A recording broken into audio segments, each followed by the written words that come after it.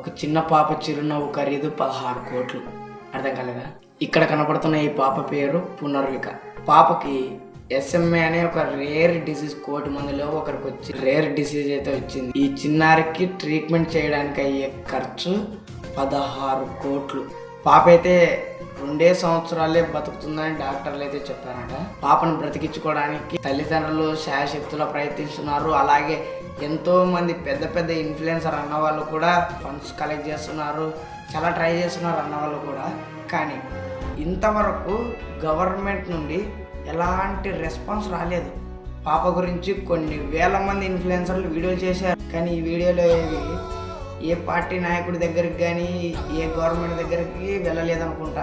రీసెంట్గా కోవా బండ్ గురించి నేను కూడా వీడియో చేసిన. ఈ కోవా బండ్ గురించి మన విద్యాశాఖ మంత్రి నారా లోకేష్ గారు, అలాగే నాగబాబు గారు, ఇంకా కొంతమంది ప్రెస్ మీడియా వాళ్ళు, ఎంతోమంది ఇన్ఫ్లుయెన్సర్లు, పెద్ద పెద్ద న్యూస్ ఛానల్ వాళ్ళు ఎంతోమంది రియాక్ట్ అయ్యారు. కోవా బండ్ ఇష్యూ అయ్యి ఒక 10 రోజులు అయి ఉంటుందా?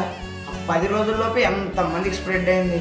పునర్విక గురించి కొన్ని నెలలుగా కష్టపడుతున్నారు ఎంతోమంది, కానీ పాప గురించి ఏ ఒక్కరికి తెలియలేదా? తెలిసి కూడా పట్టించుకోవడం లేదా?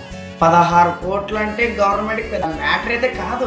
మన హెల్త్ మినిస్టర్ తలుచుకుంటే పాప ట్రీట్మెంట్ చిటికెలో జరుగుతుంది, పాప మళ్ళీ బ్రతుకుతుంది, పాప చిరునవ్వుతో తల్లిదండ్రుల కళ్ళ ముందర మెదుగుతుంది.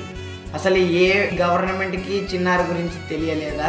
తెలిసి కూడా మౌనంగా ఉన్నారు. పేదలకు ఇళ్ళు ఇస్తున్నారు, యువతకు ఉపాధిని కలిగిస్తున్నారు, రైతుకు ఉచిత కరెంట్ ఇస్తున్నారు, రుణాలు ఇస్తున్నారు, అన్నీ ఇస్తున్నారు. పిల్లలు మాత్రం పట్టించుకోరండి సార్. వాళ్ళే పాపం చేశారు. ఓహోహో, పిల్లలకి ఓటు హక్కు లేదనా? పాప బతకడం కోసం వీళ్ళెవ్వరిని అడగాల్సిన అవసరమే లేదనిపిస్తుంది నాకు తెలిసి. మానవత్వం ఉన్నోడు ఎవడు ఇన్నాళ్ళు ఉండడు. ఏ గవర్నమెంట్ వస్తుంది, ఎవరు వచ్చి ఏదో చేస్తారని మన నమ్మకమే తప్ప వాళ్ళు ఎవరు రారు. వచ్చేటటువంటి ఈ పాటికి పునర్వికకి ట్రీట్మెంట్ స్టార్ట్ అయ్యేది. నాకు తెలిసి మనం అడగాల్సిన వ్యక్తి ఒకరున్నారు. ప్రజలకి కష్టం వస్తే అరక్షణం కూడా ఆలస్యం చేయని ఒకే ఒక్క వ్యక్తి సోను సూద్ అన్న తలుచుకుంటే అవుతుంది. పునర్వికకి మళ్ళీ పునర్జన్మ ఇప్పించాలన్నా, తన ముఖంలో మళ్ళీ చిరునవ్వు చూడాలన్నా సోను సూద్ తలుచుకుంటేనే ఇవన్నీ జరుగుతాయి. అన్నకి ఈ వీడియో వెళ్ళేలా షేర్ చేయండి చాలా అంతే. కరోనా టైంలో కొన్ని వేల మందికి సాయం చేసిన వాడు మన సోను సూద్.